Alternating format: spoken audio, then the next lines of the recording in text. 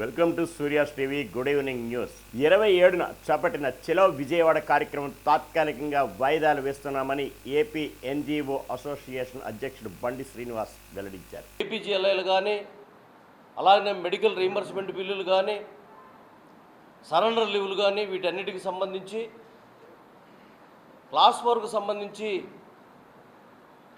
ఒక 60 కోట్లు, అలాగనే సిపిఎస్ వాళ్ళకి సంబంధించి ఒక 100 కోట్లు, అలాగనే మెడికల్ బిల్స్కి సంబంధించి ఒక 70 కోట్లు పేమెంట్స్ ఇవ్వడం జరిగింది. అదేవిధంగా రెండోసారి సమావేశం ఆ రోజు మేము ముఖ్యంగా మాకు 30% ఇంటీరియం రిలీఫ్ ఇవ్వాల్సిందే, అలాగనే మా కాంట్రాక్ట్ ఉద్యోగులు రెగ్యులరైజ్ చేయాల్సిందే, అదేవిధంగా 1/9/2004 ముందు ఉన్నటువంటి సిపిఎస్ ఉద్యోగుల్ని ఓపీఎస్ ఉద్యోగులుగా మార్చాల్సిందే, ఎడిషనల్ క్వాంటమ్ ఆఫ్ పెన్షన్ను తగ్గించినటువంటి దాన్ని ఇవ్వాల్సిందేనని ఆ రోజు గట్టిగా డిమాండ్ చేయడం జరిగింది. అయితే ఆ రోజు ఉన్నటువంటి గ్రూప్ ఆఫ్ మినిస్టర్స్ కానీ అలాగనే చీఫ్ సెక్రటరీ గారు కానీ మేము దీని మీద ఒక నిర్ణయం తీసుకొని ఆ తర్వాత మేము ప్రకటిస్తామని వారు చెప్పడం జరిగింది. చలో విజయవాడ ప్రోగ్రాము పిలుపు మేము యథాతథంగానే ఉంటుందని కూడా ఆ రోజు చెప్పడం జరిగింది. తదుపరి 24వ తారీఖున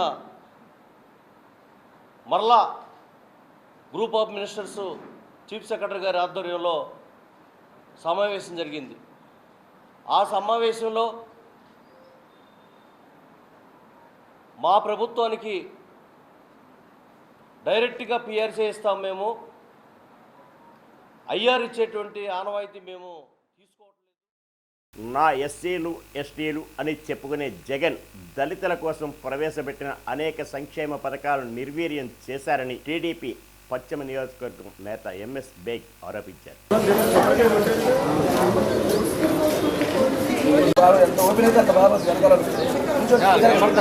నిన్న ఒక 99 మందిని లిస్ట్ని ఏర్పాటు చేయడం విడుదల చేయడం జరిగింది. అయితే దాంట్లో మనం అందరం చూడాల్సింది ఏంటంటే దళితులకి ఎక్కువ ప్రాధాన్యత ఇస్తూ సుమారు 22 సీట్లు కానీ ఇవ్వడం జరిగింది. మొదటి నుంచే తెలుగుదేశం పార్టీ దళితులకు అండగా ఉండే పార్టీ, దళిత సామాజిక వర్గానికి అభివృద్ధి చేయాలనే కృషితో ముందుకు తీసుకెళ్లిన పార్టీ కాబట్టి మొదటి నుంచే తెలుగుదేశం పార్టీకి దళితులందరూ కూడా మద్దతు తెలుపుతూ వచ్చారు. అయితే మనం గత 5 సంవత్సరాలుగా ఈ యొక్క జగన్మోహన్ రెడ్డి వైఎస్ఆర్ కాంగ్రెస్ పార్టీ అధికారంలో వచ్చాక దళితుల మీద ఏ రకంగా అన్యాయం జరిగింది, దళితు వెనకబడిపోవడానికి కారణాలు ఏమున్నాయని చెప్పి కూడా మేమందరం చూసాం. సుమారు 27 పథకాలు దళితులకు సంబంధించిన పథకాలని తొలగించడం జరిగింది. ఎస్సీ ఎస్టీ సబ్లాన్ని కూడా దాంట్లో భాగంగా తీసేయడం కూడా జరిగింది.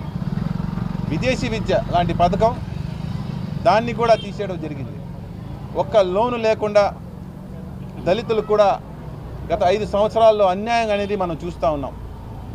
అంతేకాదు దళిత సామాజిక వర్గానికి చెందిన దళితుల నాయకులందరూ కూడా ఇబ్బంది పెట్టి వాళ్ళ మీద ఎస్సీ ఎస్టీ కేసులు పెట్టి బంధించి చివరికి చాలా సామాన్యులైన డాక్టర్ సుధాకర్ గారిని కూడా కేవలం ఒక మాస్క్ అడిగారని చెప్పి అమరావతి ఉద్యమంలో పోలీసులతో కొట్టించి మరి అలాంటి వ్యక్తిని ఆత్మహత్య చేసుకునే విధంగా అతని మీద ఒత్తిడి తీసుకొచ్చిన ప్రయత్నం. Golagani charitable trust chairman Golagani Ravikrishna బీజేపీలో చేరారు. రాష్ట్ర అధ్యక్షురాలు పురంధరేశ్వరి విజయవాడ పార్టీ రాష్ట్ర కార్యాలయంలో ఆదివారం రవికృష్ణ కాషాయ కండువా కప్పుకున్నారు. కార్యక్రమాలు చేయడం జరిగింది.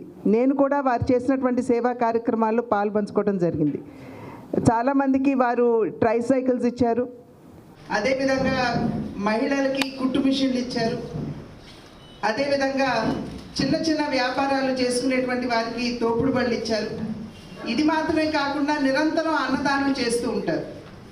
కనుక అంతటి ఒక సామాజిక స్ఫూర్తి కలిగినటువంటి ఒక నాయకుడు ఇవాళ భారతీయ జనతా పార్టీలో చేరడం అన్నది మేమందరం కూడా స్వాగతిస్తున్నటువంటి విషయం. వారి నాయకత్వంలో విజయవాడ పశ్చిమంలో భారతీయ జనతా పార్టీ ఖచ్చితంగా బలపడుతుంది అనేటువంటి నమ్మకం. అనేక సంక్షేమ కార్యక్రమాలు అమలు చేస్తూ పేద ప్రజల గుండెల్లో నిలిచిన జగనన్నని వాలంటీర్లకి పేదల గుండెల్లో స్థానం కల్పించారని రాష్ట్ర గృహ నిర్మాణ శాఖ మంత్రి జోగి రమేష్ అన్నారు. మన ఇంట్లో ఉన్న మన అమ్మా నాన్న మనల్ని గౌరవిస్తున్నారు, మన చుట్టాలు మనం గౌరవిస్తా ఉన్నారు, మన గ్రామంలో ఉన్న ప్రతి ఒక్కళ్ళు కూడా గౌరవిస్తా ఉన్నారు. అవునా కదా?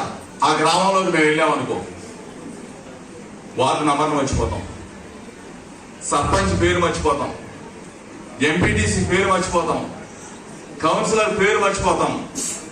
కానీ మర్చిపోలేని పేరు ఏదైనా ఉంది అంటే ఎవరిదే? మీదే. మీకు ఇచ్చిన గౌరవం, గుర్తింపు, సమాజంలో జగనన్న మిమ్మల్ని నిలబెట్టాడు. అవునా కదా? ఈరోజు సమాజంలో మిమ్మల్ని అందరినీ కూడా జగనన్న గౌరవప్రదమైన ఒక మంచి సేవా దృక్పథంగా నిలబెట్టారు. ఇప్పుడు మనం ఏం చేయాలా? పవన్ సీఎం అవుతాడని ఆశపడ్డ జన సైనికులకు తమ నేత కనీసం ఎమ్మెల్యే అవుతాడో లేడో అని సందేహం మిగిల్చారని మంత్రి అంబటి అన్నారు. జనసేనకి 24 సీట్లు ఇస్తే ఎన్నే ప్రకటించింది? 5 సీట్లు ప్రకటించారు. మిగతా 12 ప్రకటించుకోలేని పరిస్థితి. There so much of confusion. వాళ్ళకు ఒక పద్ధతి లేదు, ఒక వ్యవహారం లేదు. ఏదో స్వామి చెప్పింటూ విధానం చెడ్డ, ఫలితం ఉండాలట. పవన్ కళ్యాణ్ గారు జనసేనతో పవన్ కళ్యాణ్ గారు భారతీయ జనతా పార్టీతో పొత్తులో ఉన్నాను అని ఆయన చెబుతున్నాడు. భారతీయ జనతా పార్టీ కూడా మాకు పవన్ కళ్యాణ్ పొత్తులో ఉన్నాడని చెబుతున్నారు. ఆ పొత్తులో ఉన్న ఆయన వచ్చి వీళ్ళ పక్కన కూర్చుని మరి సీట్లు పంపకం చేసుకున్నాడు. ఇదేం పొత్తు, ఇదేం వ్యవహారము, ఇదేమి మోసము, ఇదేమి అన్యాయము, ఇదేనా విధానం చెడ్డాడు, ఫలితం లేదు. కేవలం 24 సీట్లకు కక్కుర్తి పడి ఇవాళ చంద్రబాబు నాయుడు గారి పల్లకి మోసే దశకు పవన్ కళ్యాణ్ గారు వెళ్ళాడు. కానీ నేను మనవి చేస్తున్నా, పవన్ కళ్యాణ్ గారి సామాజిక వర్గం కానీ, పవన్ కళ్యాణ్ గారి అభిమానులు కానీ ఈ ప్యాకేజ్ రాజకీయాల్లో బలి కాకండి. ఆయన పల్లకి మోయటానికి పవన్ కళ్యాణ్ గారు వెళ్ళినా మీరు వెళ్ళకండి. వెళ్ళారంటే ఇంతే సంగతులు ఈ రాష్ట్రాన్ని సర్వనాశనం చేస్తారనే విషయాన్ని మీరు గమనించాలని ఈ సందర్భంగా నేను మనవి చేస్తూ, రాబోయే ఎన్నికల్లో జగన్మోహన్ రెడ్డి గారి నాయకత్వంలో ఉన్నటువంటి రాజకీయ పక్షం వైఎస్ఆర్ కాంగ్రెస్ పార్టీ ఎందరు కలిసి వచ్చినా, ఎన్ని కట్టగట్టుకొచ్చినా, ఎన్ని గుంపులుగా వచ్చినా వైఎస్ఆర్ కాంగ్రెస్ పార్టీ 175 సీట్లు టార్గెట్గా పెట్టుకొని వెళుతున్నాం. విజయం మళ్ళా వైఎస్ఆర్ కాంగ్రెస్ పార్టీ పొందబోతుంది. ఉయ్యూరు వీరమ్మ తల్లి తిరునాళ్ళ సందర్భంగా ఎలాంటి అవాంఛనీయ సంఘటన జరగకుండా పటిష్టమైన పోలీసు బందోబస్తులు ఏర్పాటు చేసినట్లు ఉయ్యూరు టౌన్ సిఐ భాష తెలియజేశారు. ఈ గుడి దగ్గర బ్యారికేడ్స్ ఏర్పాటు చేసాం.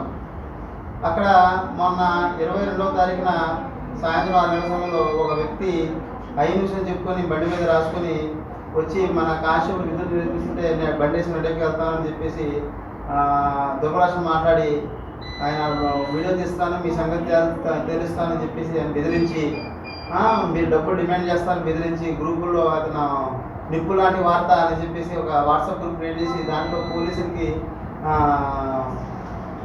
అమర్యాదకరంగా బిహేవ్ చేశాడు. దానిపైన కేసు నమోదు చేసి నేను ఆయన్ని అరెస్ట్ చేసి రిమాండ్కి పంపించడం జరిగింది. ఆయన గురించి విచారిస్తే ఆయన పేరు వెనుగండ్ల రంగారావు. ఇతనికి ఎటువంటి ఎగ్జిబిషన్ కార్డు లేదు, ఏమీ లేదు. కానీ బండి మీద ప్రెస్సాన్ని పెట్టుకొని తిరుగుతున్నాడు. ఇంపర్సనేషన్ కేసు కింద ఇతని మీద సెక్షన్ నమోదు చేసి ఏదైతే బండి మీద ప్రెస్ చేస్తున్నాడో ప్రెస్ వెహికల్ సీజ్ చేయడం జరిగింది. ఎవరో కూడా ఎటువంటి వార్తలైనా సరే నిజాలు తెలుసుకొని వేయాలని కోరుకుంటున్నాము. ఏమైనా విషయాలు ఉంటే మమ్మల్ని అడిగితే మేము చెప్తాము. ఏ విషయం ఉన్నా సరే ఆ విషయం కనుక్కున్న తర్వాత నిజాలు ఎంత ఉన్నా చూసి ప్రెస్ వాళ్ళు వేయాలని కోరుకుంటున్నాము. ఎటువంటి ప్రజలకి అప్రతిభ భావం కలగకుండా ఉండేందుకు వాళ్ళు భయాన్ని కలిగించే విధంగా కూడా ఎవరు కూడా పోస్టులు వేయకూడదు. ఏమైనా ఉంటే ఇలా జరిగిందా లేదా మమ్మల్ని కనుక్కున్న తర్వాత ఎవరైనా సరే వేయాల్సిందిగా కోరుతున్నాను. ఈ వార్తలు ఇంతటితో సమాప్తం.